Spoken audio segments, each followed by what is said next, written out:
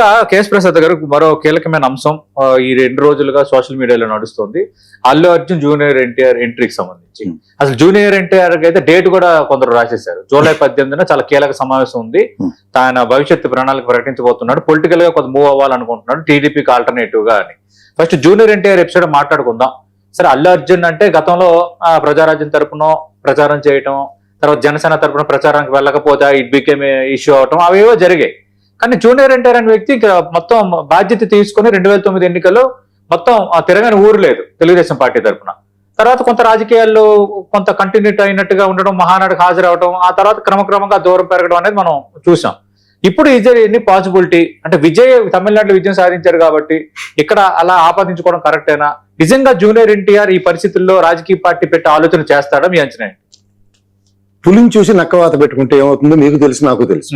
రెండోది, మీరు ఈ ట్రాక్ రికార్డుని జాగ్రత్తగా గమనిస్తే అల్లు గారికి సంబంధం ఉన్న, అల్లు కుటుంబానికి సంబంధం ఉన్న కొణిదెల కుటుంబం నుంచి పొలిటికల్ అరంగేటర్లో వీళ్ళు కూడా జూనియర్ ఎన్టీఆర్ గారు ఎలా అయితే తెలుగుదేశం సహాయ సహకారాలు అందించారో అలాగే అల్లు కుటుంబం కూడా అలాగే సహాయ సహకారాలు అందించింది. ఈ 2 ఫ్యామిలీలు ప్రూవెన్ ట్రాక్. నేను రామారావు గారి విషయమే చెప్తాను. రామారావు గారి కుటుంబం నుంచి ఏదో ఒక ఎంపీకి వెళ్ళడానికి, చిన్న చేతకి ఎమ్మెల్యేలకు వెళ్ళడానికి పోరాటాలే తప్ప ఒక రాష్ట్రంలో ఒక ముఖ్యమంత్రి హోదాలో అధికారం సంతరించుకోవడానికి రామారావు గారి తరఫు వాళ్ళ కుటుంబం నుంచి ఎవడలేడు. అర్థమైందా? అంచేత ఈ 2 ఫ్యామిలీలు ఒక లెగసీలు మీరు రాజ్యాంతం గమనించగలిగితే, ఒక అతనైతే సంతృప్తి పడిపోయాడు ఏకంగా ఉప ముఖ్యమంత్రితో కొణిదెల ఫ్యామిలీ నుంచి, ఇంకో అతనైతే పార్టీని విలీనం చేసేశారు. సో ఈ ప్రాస్పెక్టివ్ లో నిజంగా వాళ్ళ సామాజిక వర్గాలు నిలబడినా లేదంటే ప్రజా చైతన్యంలో ఒక పొలిటికల్ వాక్యూమ్ జస్టిఫై చేద్దామన్నా వీళ్ళ ఫ్యామిలీస్ పరంగా వీళ్ళకి 0 సపోర్ట్, 0 ప్రూవెన్ ట్రాక్. మూడోది, ఇక్కడ జూనియర్ ఎన్టీఆర్ అనే విషయం 88 నియోజకవర్గాలు తిరిగాడు. పవన్ కళ్యాణ్ 100 స్ట్రైక్ రేట్ తో సీట్లు సాధించాడు. తర్వాత అక్కడక్కడ ఎన్డీఏ అధికారంలో రావడానికి కారణం అయ్యాడు కదా. నవ్ ఈజ్ డిప్యూటీ సీఎం గా ఉన్నాడు కదా, అంటే ప్రూవ్ అని కాలేదని ఎట్లా అంటాం? సరే, మీకు ఒకటి చెప్తా సార్. తాడి చెట్టు ఎక్కే వరకు 3 పొంతలు తోస్తే పైకి వెళ్ళి కాయ తెచ్చినోడిని మీరు ఒప్పుకుంటారు, కానీ తాడి చెట్టు ఎక్కినోడి భుజాల మీద కూర్చోబెట్టి చంద్రబాబు గారి భుజం మీద పైకి తీసుకెళ్లి కింద కాయ తెంపి తీసుకొచ్చిన తర్వాత కూడా తాడి చెట్టు ఎక్కినోడు అంటే నేనైతే ఒప్పుకోలేను. ఎందుకంటే మీరు ఆయన పార్టీ పెట్టిన నుంచి ఈ రోజు దాకా ఆయన సింగిల్ డిజిట్ ఓట్ ట్రాక్. రకం చిరంజీవి గారికి మోర్ దాన్ కాంకర్ చేశాడు 18% ప్లస్ ఓటు బ్యాంక్. ఇది ప్రజారాజ్యం పార్టీ. ఈయన ఈ రోజు దాకా కూడా ఒకసారి ఇండిపెండెంట్ గా నిలబడినా, ఇవాళ తెలుగుదేశం పరంగా నిలబడినా it is not a proven level. రెండోది నేను అంటుంది ఏంటంటే, ఇవాళ మీకు ఒక ఆల్టర్నేటివ్ కింద ఎమర్జ్ అవ్వడం అన్న దగ్గర పొలిటికల్ వాక్యూమ్ కావాలి. రైట్. ఇప్పుడు ఇంకోటి ఏంటంటే, మీరు పొలిటికల్ వాక్యూమ్ ఆంధ్రప్రదేశ్ లేదు. ఆల్రెడీ రీజనల్ పార్టీలు మీరు ఎన్ని అవునన్నా కాదన్నా ఒక ప్రత్యామ్నాయంగా వచ్చిన జనసేనే just like a parasite. Telugu Desam లేకపోతే అతనికి జీవనాధారం లేదన్న నిస్సాయ స్థితిలో ఆయన కనబడుతున్నాడు. ఇవాళ తెలుగుదేశం అన్నది ఎంత కాదన్నా సార్ ఒక 40-45 సంవత్సరాల లెగసీ ఉన్నది. ఇప్పుడు వైఎస్ఆర్సీపీ కూడా ఎంత కాదన్నా ఒక పుష్కర కాలం కంప్లీట్ చేసుకుని ఉన్న రెడీగా ఉన్న పార్టీ ఒకసారి అధికారం చేతుంది. ఇవాళ మీకు ఉన్నది ఏంటంటే, ద్రవిడ పార్టీలతో మీరు కంపేర్ చేస్తే అక్కడ ద్రవిడ పార్టీల మీద ఇసిగెత్తిపోయిన ప్రజలు అక్కడ ఒక ఆల్టర్నేటివ్ కావాలనుకున్నారు. ఇక్కడ అలాంటి ఆల్టర్నేటివ్ లేని పరిస్థితి. ఇక్కడ మీకు ఇంకోటి ఏంటంటే, కొత్తగా తనంతో కూడిన పొలిటికల్ లీడర్లు ఎమర్జ్ అవడానికి వీళ్ళతో వెళ్తే ఏముంది, వీళ్ళకి పార్టీ విధానాల మీద అవగాహన లేదు. ఆయన 88 స్థానాల్లో నియోజకవర్గాలు క్యాంపెయిన్ చేశారు జూనియర్ ఎన్టీఆర్. అదర్ దాన్ కొడాలని వంశీ తప్ప ఇంకోటి వెళ్ళలేదు. రైట్. మీరు గమనించండి ట్రాక్ రికార్డు 2009 మా కూటమి తరఫున. మీరు ఇంకోటి ఏంటంటే సార్, వీళ్ళు ప్రభావం అన్నది నాకు తెలిసి సినిమా యాక్టర్లతో ప్రభావం ఆంధ్రప్రదేశ్ రాజకీయాలు రామారావు గారితో అయిపోయింది సార్. మీరు చూసుకోండి కావాలంటే అక్కడ ఆ పొలిటికల్ వాక్యూమ్ ఎగెనిస్ట్ కాంగ్రెస్ కాబట్టి ఆయన గ్రూప్స్ లో ఎమడగలిగాడు. ఆ తర్వాత ఇంకోటి ఏంటంటే, తెలుగుదేశం పార్టీకి ఉన్న హ్యూజ్ ఎజెండా ప్రజా సంక్షేమం వీటి మీద తర్వాత చంద్రబాబు గారు వచ్చిన తర్వాత 100 రకాల పరివర్తనలు చెందాడు, వేరే సంగతి. కానీ వాళ్ళు ఈ రోజు కూడా రామారావు గారు బొమ్మ పెట్టుకుని బతికి బట్టకడుతున్నారు.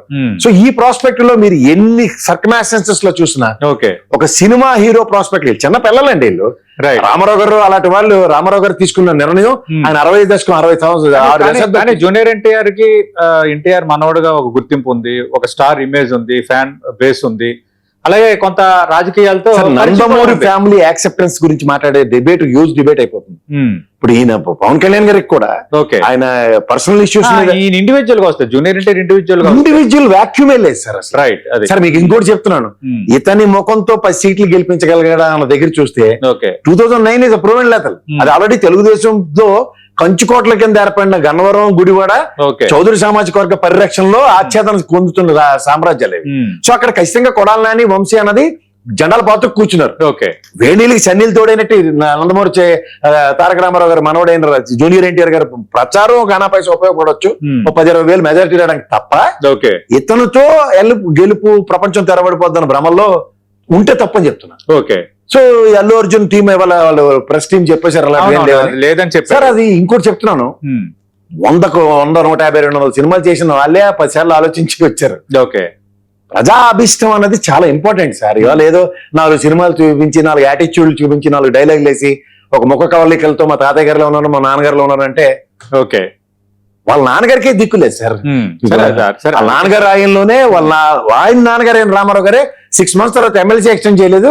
6 మంత్స్ తర్వాత ఆయనకి ఎక్కడ ఒక దగ్గర నియోజకవర్గం ఇచ్చి ఎలక్షన్ కూడా వేదిక క్రియేట్ చేయలేదు. ఓకే. ఆ తదనంతర పరిణామంలో ఆ యార్లగడ్డ గారి ధర్మం అని ఆయన బాధ పోరు పడలేక చంద్రబాబు నాయుడు గారికి రాజ్యసభ ఇచ్చారు. సో ఇది గమనించుకోండి, ఇవన్నీ ఒక రామారావు గారి బిడ్డగా లేదంటే రామారావు గారి అమ్మాయిగా ఇవాళ ఆవిడకే సముచిత స్థానంలోకి బీజేపీ అంట పోయింది. పురంధేశ్వరి. గమనించారా మీరు? సో ఇవన్నీ తెలుగుదేశంలో చరణగీతన అంటే ఒక పక్క లోకేష్ కి ఇలా ఎలివేషన్లు ఇచ్చుకుని తిరుగుతున్నారు వాళ్ళు. ఓకే. ఇక్కడ తెచ్చి అమలు పదులు ఒక్క వరలో 2 కట్టలు చేరుతారని కదా, ఈయన ఇండివిజువల్ గా వెళ్తాడని. అంత సీనే లేదు సార్. రైట్. ఇవాళ పవన్ కళ్యాణ్ గారే కక్కడొక్కలు తిని ఎన్ని తిప్పలు పడుతున్నాడో చూస్తున్నాం మనం. ఈ పార్టీ నిర్మాణం అంటే రామారావు గారి ఆయనలో వేకెన్సీ ఉంది సార్. రైట్. అంటే ప్రజలు అనే వాళ్ళు వెయిటింగ్, మీకు ముఖ్యమంత్రిగా మేము అవకాశం ఇస్తామని ఎదురు చూశారు.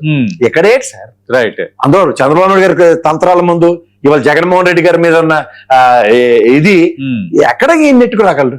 రైట్. అంటే చరిస్మాటిక్ పర్సన్, ఒక ప్రభావం చేస్తాడు, ఇంపాక్ట్ క్రియేటర్ అన్న దగ్గర ఐపీఎల్ లో చూడండి కోట్లు తగలబెట్టుకుంటాడు, ఎలా ఆడుతారో చూసారు కదా రిషబ్ పంత్ గారు, ఇలా అందరూ తెలుగు తక్కువ వెళ్ళాలి. అవును, అలాగే ఉంటుంది. రైట్. అంటే ఇది నా దృష్టిలో ఒకటేనండి, శుభ్రంగా ఉన్నోడిని అనవసరంగా రాజకీయాలని చెప్పి చెడగొట్టుకుంటారు ఇద్దరు పిల్లల్ని. రైట్. శుభ్రంగా మంచి ఆస్కార్ లెవెల్లో సినిమాలు నటిస్తున్నారు ఇద్దరు. అయితే దేశానికి వాళ్ళ జాతీయ స్థాయి అవార్డులు తెచ్చే సినిమాలు చూపిస్తున్నారు వాళ్ళు. అవును. సో ఈ ఏరాన్ని కంటిన్యూ చేయనివ్వండి. ఒకప్పుడు ఇలా ఎదురు చూసి వాళ్ళు ఏమైనా అవార్డు వస్తుందని, వాళ్ళ దగ్గర వాళ్ళ అవార్డులకి పోటీ పడుతున్నారు కొరతను. రైట్.